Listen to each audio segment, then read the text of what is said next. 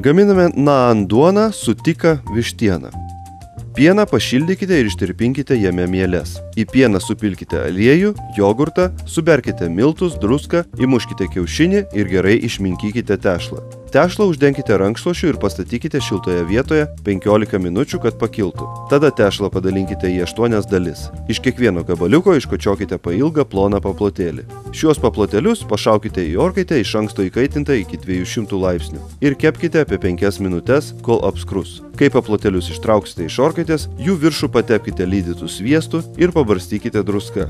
Vištienos filė supjaustykite juostelėmis. Dubenyje sumaišykite jogurtą, kario prieskonis, ciberžolę, smulkintus česnakus, smulkintas mėtas, kalendras, citrinų sultis, žievelę ir druską. Į šį marinatą pamerkite vištieną, gerai ją įtrinkite ir palikite šaldytuve pastovėti apie 2 valandas. Kai vištiena išsimarinuos, verkite ją ant iešmelių ir kepkite ant žarijų arba orkaitėje, kol iškeps ir apskrus. Vištieną patiekite su šilta duonele ir šviežiomis agurkų salotomis. Skanaus.